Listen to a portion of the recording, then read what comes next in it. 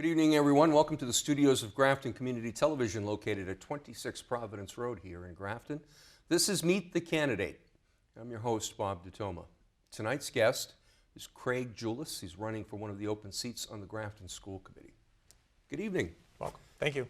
You're welcome. Thanks for coming in. You have a background in education, as we just found out before we went on the air. So I spent 22 years.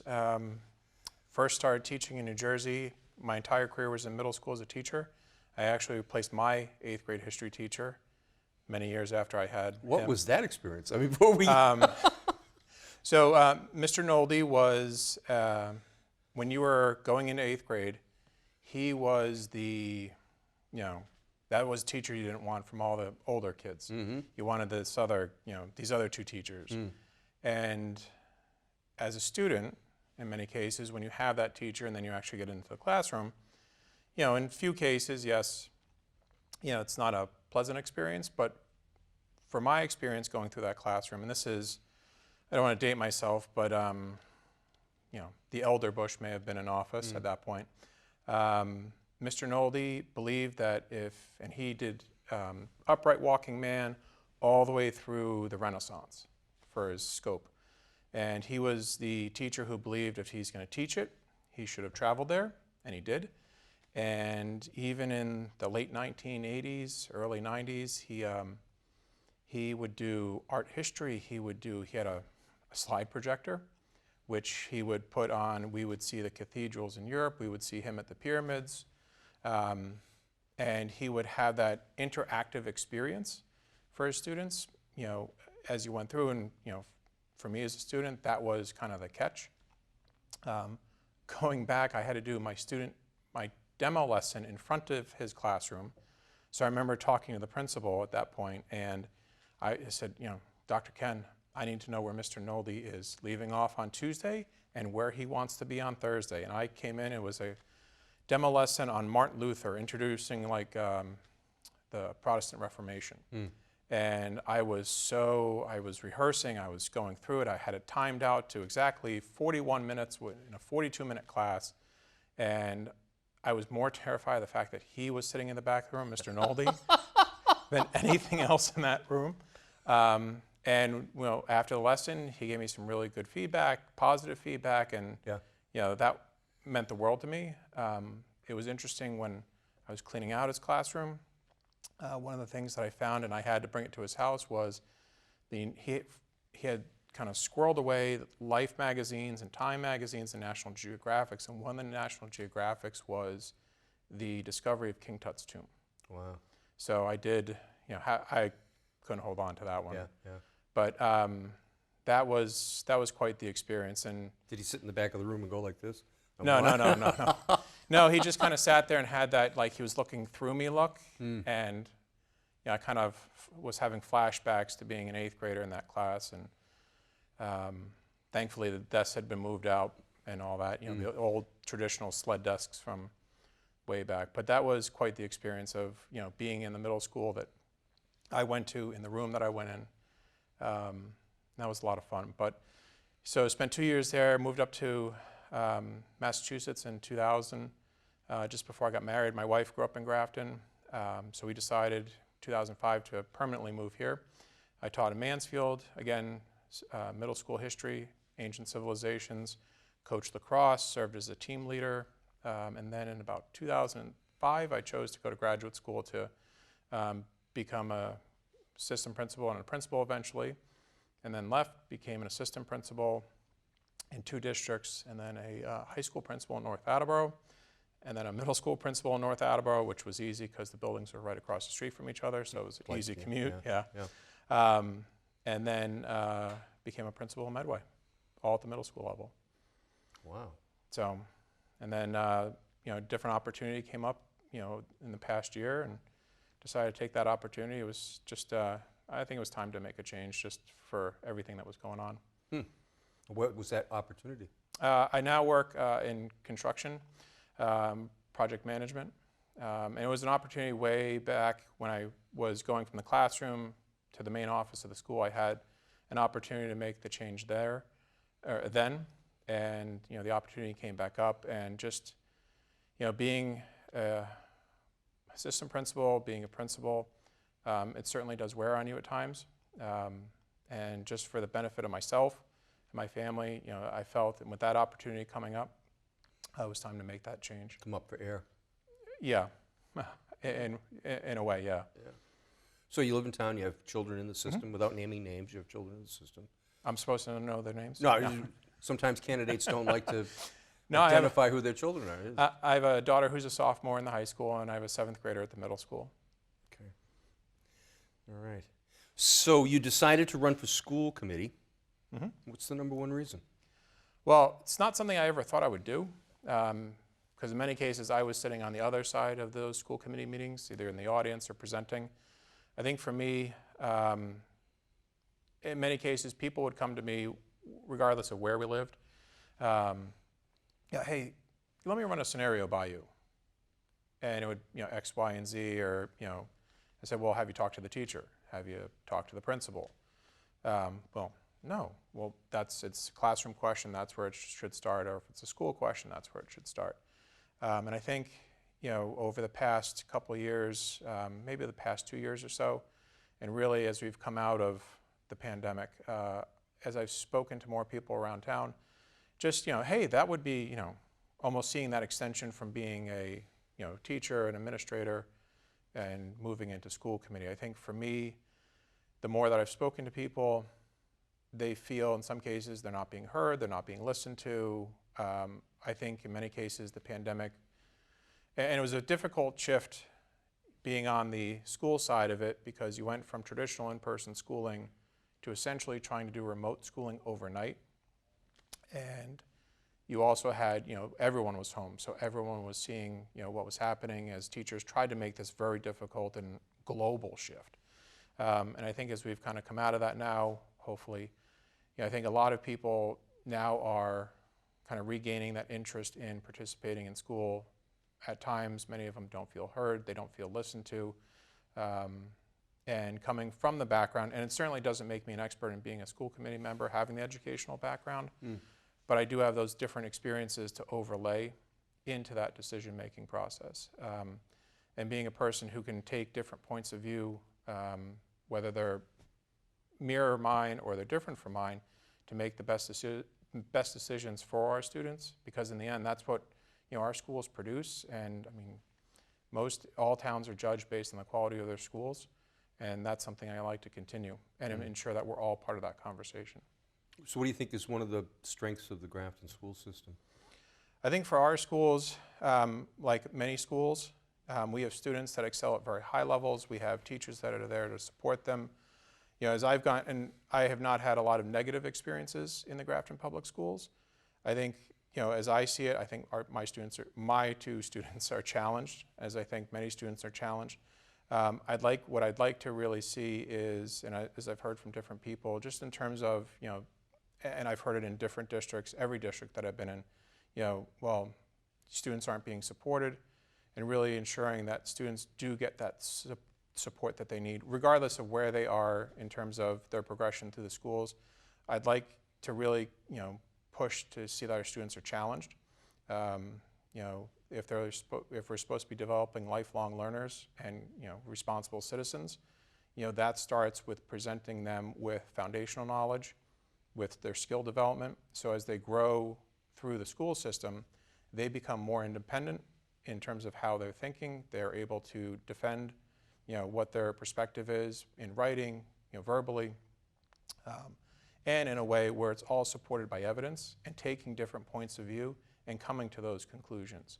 I think that's, as you think about pushing students to that higher level, that's, I think, where our schools should go and what our schools should attain and aspire to be. In what areas does Grafton school system need to improve? Well, I don't think it's really, I don't think it's simply saying what areas they need to improve in. I think it's constantly looking at what we're doing and trying to find where our gaps are, or what our strengths are, what our weaknesses are, and really trying to maintain those strengths and address where those weaknesses are. And that's, each year you're getting a new you get a new classroom full of students, you need to assess where they are, meet them where they are, and have, support them so they can progress.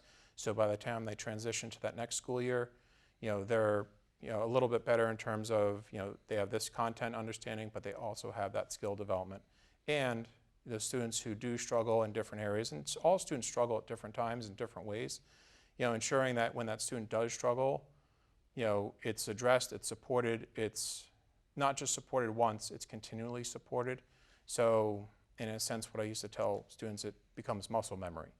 And that doesn't, it may happen after one instance, but in many cases, it takes, a bit of practice to get to that point. And I think that's, as you look at anything in terms of growth, that's being, that, again, going back to that idea of being a lifelong learner, it's that constant assessing what your strengths are, assessing what your weaknesses are, addressing the weaknesses while maintaining those strengths. I'm struck by the fact that we've been talking for maybe 10 or 12 minutes, and you haven't used the phrase social emotional learning.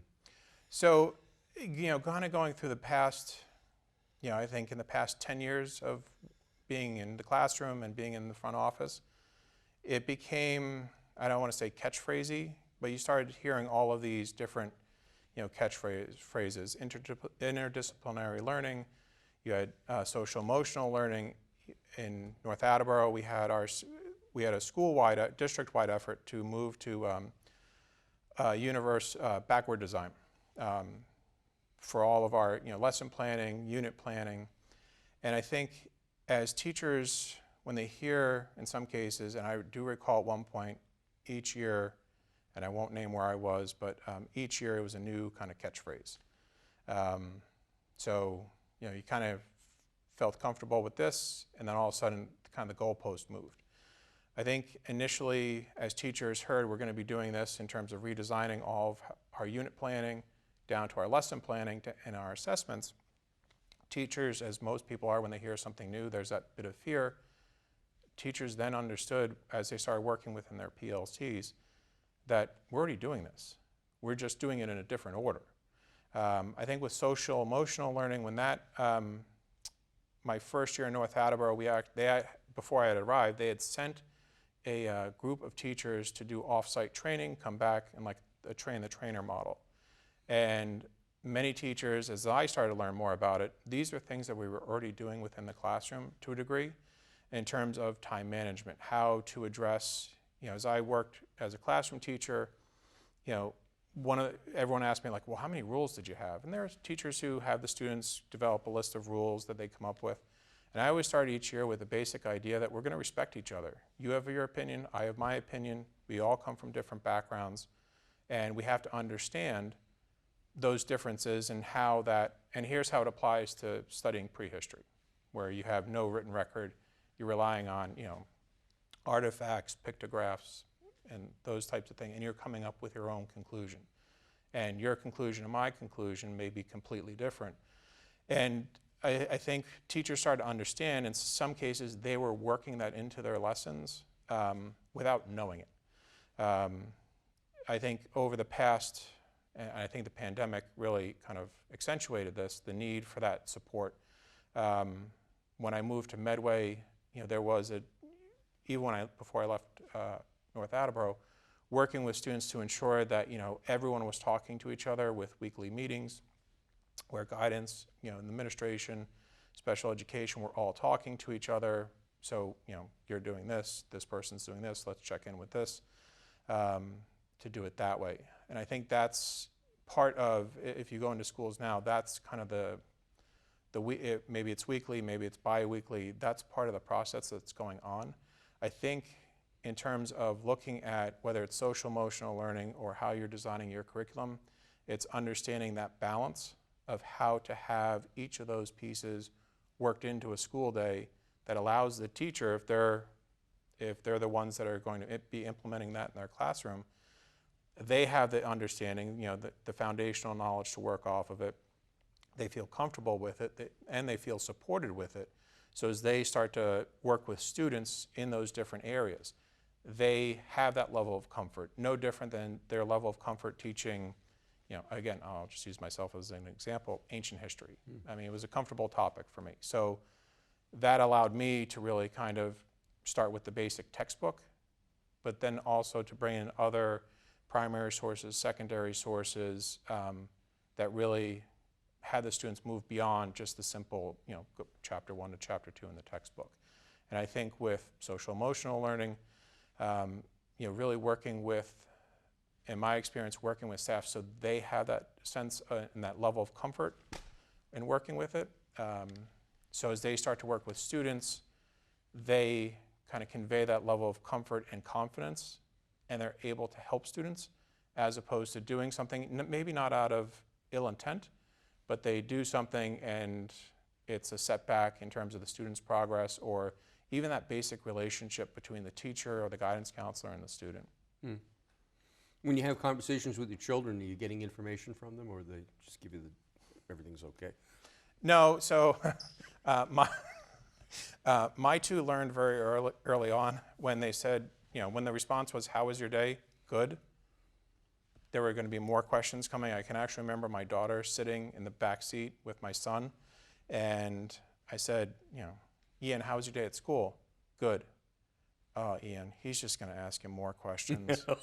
So, the story I like to tell is that became, one day I got from the time he got into the building to the time he got home and everything in between, in terms of what happened during his day. So it's part of, as we get home and, despite, going in 16 different directions between practices and work, my own work, my daughter works, and my wife and my son, making sure to have those conversations just as a part of us being, a family.